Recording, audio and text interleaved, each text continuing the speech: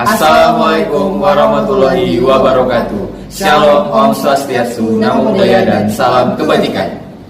Pergi ke Kota Batu, mampir ke Kota Tulung Agung. Perkenalkan, saya pembicara satu di atas nama Sisi Amalia Tanjung. Jalan-jalan ke rumah Pak Tua, jangan lupa membawa Rara. Perkenalkan saya sebagai pembicara kedua atas nama Hitanesha Putra.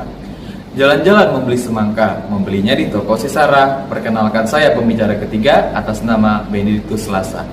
Dengan ini kami siap mengikuti kompetisi debat konstitusi nasional Formasi Lawfare tahun 2023 di Universitas Mataram. Selamat menyaksikan.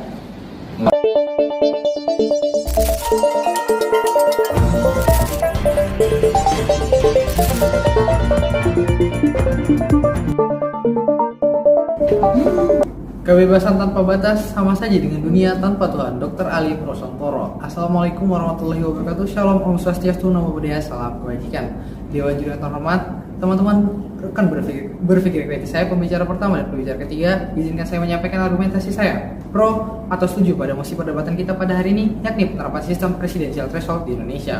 Dewan juri yang terhormat, ketentuan mengenai presidensial threshold telah diatur dengan jelas dan tegas pada pasal 222 Undang-Undang Nomor 7 Tahun 2017 tentang Pemilu. Bahwasanya presidensial threshold atau ambang batas merupakan persyaratan pencalonan presiden dan wakil presiden yang diusulkan oleh partai politik atau gabungan partai politik yang setidaknya harus memenuhi total 20% suara parlemen atau memperoleh 25% dari suara sah secara nasional yang diperoleh dari pemilu DPR tahun sebelumnya. Dewan juri yang terhormat, perlu saya tegaskan di awal bahwasanya presidensial threshold tidak melanggar konstitusi atau inkonstitusional. Hal ini dapat kita lihat pada ketentuan presidensial threshold pada pasal 6A ayat 2 Undang-Undang Dasar Negara Republik Indonesia tahun 1945 yang menyatakan bahwasanya presiden dan wakil presiden diusulkan oleh partai politik atau gabungan partai politik peserta pemilihan umum sebelum pelaksanaan pemilihan umum. Dewan juri yang terhormat, apabila kita menelaah kedua pasal tersebut, sama sekali tidak ada diksi pada pasal 222 yang menyatakan bahwasanya presidensial threshold inkonstitusional atau melanggar konstitusi. Justru pasal 222 kembali mempertegas dan memperjelas apa yang sudah termaktub dalam konstitusi kita. Dewan juri yang terhormat, hal ini juga dapat kita lihat bahwasanya berdasarkan website rekapitulasi perkara Mahkamah Konstitusi terdapat setidak-tidaknya 37 perkara, bahkan dalam 5 tahun terakhir sudah 22 perkara yang sudah diputus dan tidak ada satupun putusan Mahkamah Konstitusi yang menyatakan bahwasanya ketentuan presidensial threshold inkonstitusional. Dewan juri yang terhormat, kita juga bisa melihat putusan Mahkamah Konstitusi terdahulu seperti putusan nomor 14 garing PU strip 11 tahun 2013 maupun putusan nomor 515259 garing PU strip 6 tahun 2008 yang menyatakan bahwasanya ketentuan presidensial threshold konstitusional dan persentase mengenai besar kecilnya presidensial threshold itu merupakan open legal policy. Dewan juri yang terhormat, apabila Mahkamah Konstitusi menilai suatu norma peraturan perundang-undangan dikatakan sebagai open legal policy, maka norma peraturan perundang-undangan tersebut ialah konstitusional. Hal ini bisa kita lihat bahwasanya pembentuk undang-undang diberikan kewenangan dan kebebasan seluas-luasnya untuk membentuk undang-undang dengan tujuan mengatur negara. Dewan juri yang terhormat, masuk kepada argumentasi kritis saya. Setidak-tidaknya terdapat 3 latar belakang mengapa presidensial threshold harus dipertahankan. Hal ini saya kutip dari pendapat Guru Besar Fakultas Hukum Universitas Padjadjaran Profesor IGD Panjastawa yang mengatakan bahwasanya untuk presidensial threshold harus dipertahankan dengan alasan pertama untuk menyederhanakan sistem kepartaian multipartai, untuk memperkuat sistem presidensial di Indonesia, dan untuk meningkatkan efektivitas penyelenggaraan pemerintahan. Dewan juri yang terhormat, sistem kepartaian multipartai menuai banyak sekali problematika. Di antaranya yang pertama ialah sistem kepartaian multipartai tidak menyumbang demokratisasi pada pencalonan presiden dan wakil presiden.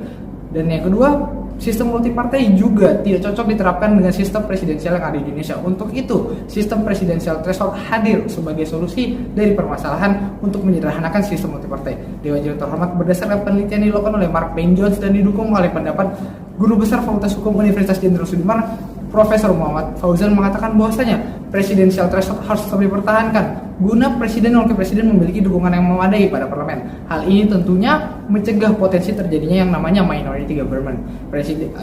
Dewan juri terhormat, apabila minority government terjadi, kita bisa melihat contohnya pada masa kepemimpinan Megawati Soekarno Putri, yakni di masa kepemimpinan beliau membentuk KPK, yang pada awal pembentukan KPK sempat terseok-seok dan tertatih-tatih karena kurangnya dukungan dari parlemen.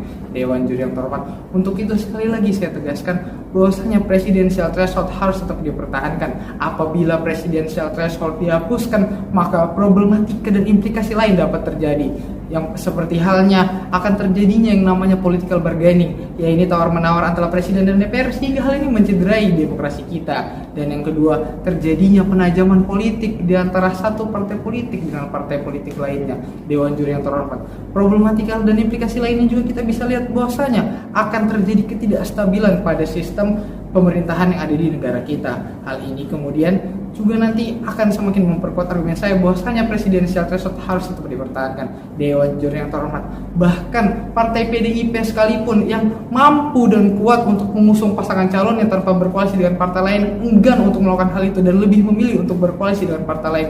Hal ini dilakukan dengan tujuan untuk mencari presiden yang memiliki integritas, kualitas dan kredibilitas yang tidak dapat diragukan lagi. Dan hal ini juga untuk semakin memperkuat sistem yang ada di Indonesia, yakni supaya presiden dan wakil presiden memiliki dukungan parlemen yang kuat. Untuk itu saya Ethan Hersaputra menyatakan sekali lagi dengan tegas, mantap dan lugas menyatakan bahwasanya saya setuju presidensial threshold untuk tetap dipertahankan di Indonesia. Terima kasih. Jimli Asidik, Ketua Mahkamah Konstitusi periode 2003 sampai dengan 2009 pernah menyatakan bahwa penerapan ambang batas di Indonesia mempersulit pembentukan koalisi, bersifat pragmatis dan transaksional, sehingga seharusnya dihapuskan demi mencapai tujuan dan cita-cita daripada demokrasi.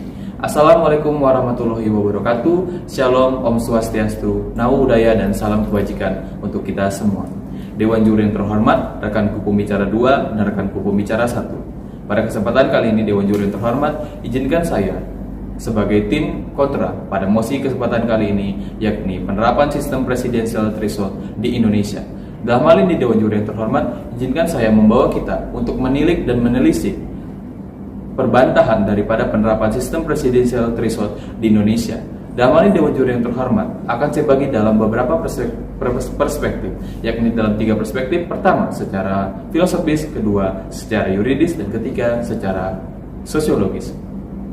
Memasuki argumentasi saya pertama Dewan Juri yang terhormat, yakni secara filosofis.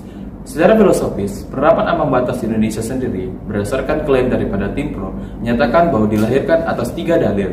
Yang pertama adalah untuk memperkuat sistem presidensil, kedua untuk menjaga stabilitas pemerintahan, dan ketiga penyederhanaan sistem multipartai, yang mana pada kesempatan kali ini Dewan Juri yang terhormat adalah tidak beralasan. Sebab sebagai berikut, yakni yang pertama, dalam dalil untuk memperkuat sistem presidensil merupakan hal yang bertentangan dengan logika daripada sistem pemerintahan di Indonesia sendiri, yang mana mandat rakyat diberikan secara terpisah kepada lembaga eksekutif dan lembaga legislatif, yang dalam hal ini tidak berkorelasi dengan penguatan sistem presidensil di Indonesia, malah menjadikan penerapan sistem parlementer. Kemudian dalam dalil yang kedua, yakni untuk menjaga stabilitas pemerintahan, merupakan hal yang sekali lagi tidak beralasan, sebab dalam kasus yang terjadi di Amerika Serikat dalam pemilihan umum Presiden Ronald Reagan dan Bill Clinton sendiri menang tanpa adanya dominasi daripada parlemen, dan pemerintahan mereka tetap berjalan dengan stabil dan kuat. Kemudian dalam dalil yang ketiga, bahwa dinyatakan untuk penyederhanaan sistem multipartai merupakan dalil yang berbahaya, sebab bertentangan dengan semangat reformasi yang telah diperjuangkan dalam jejak historis yang telah terjadi di Indonesia, dan merupakan bentuk diskriminasi serta pengkhianatan terhadap kebebasan berserikat di Indonesia.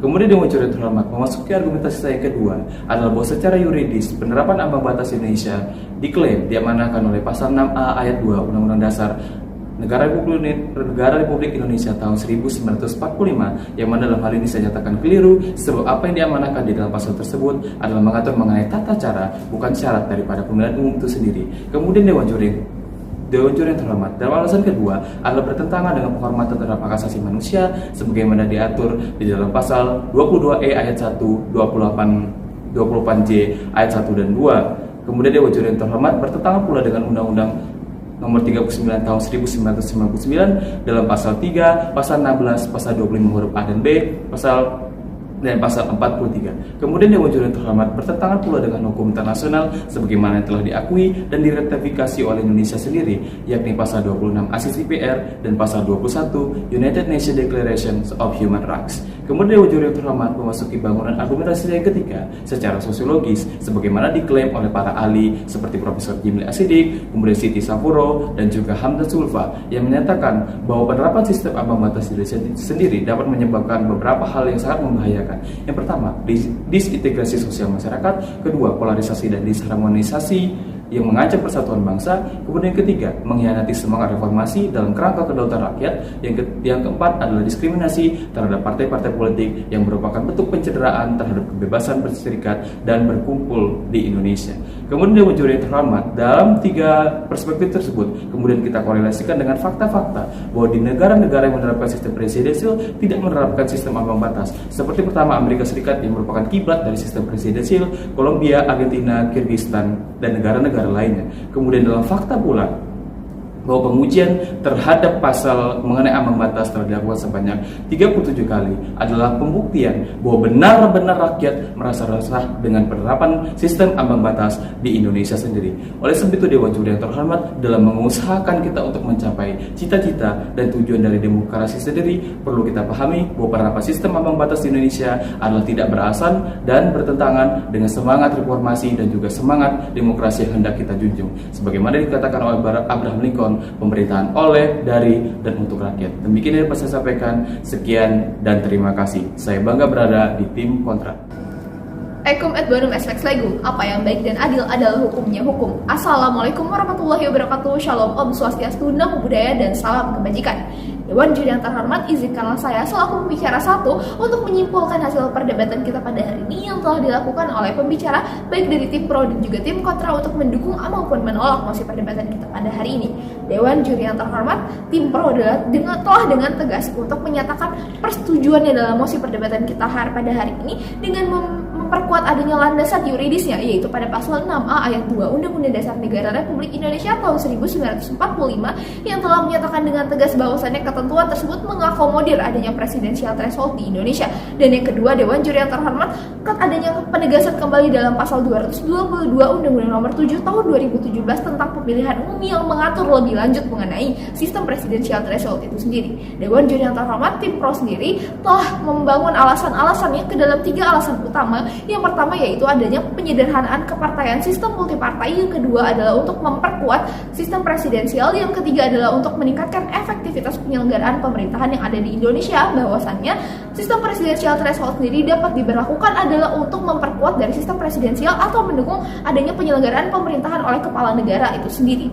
Selain itu, Dewan Juri yang terhormat, tim kontra juga telah dengan tegas menolak keseluruhan argumentasi yang dipaparkan oleh tim pro, bahwasannya tim kontra berlandaskan ketentuan filosofisnya yang mana dalam adanya amanat reformasi yang tidak berkesesuaian dengan adanya presidensial threshold itu yang melanggar prinsip-prinsip demokrasi itu sendiri. Sedangkan dalam ketentuan yuridisnya, tim kontra mengatakan ketentuan pasal 26A ayat 2 yang telah dipaparkan oleh tim pro sendiri tidak berkesesuaian karena ketentuan ini hanya untuk mengakomodir tata cara saja, bukan mengenai syarat itu sendiri.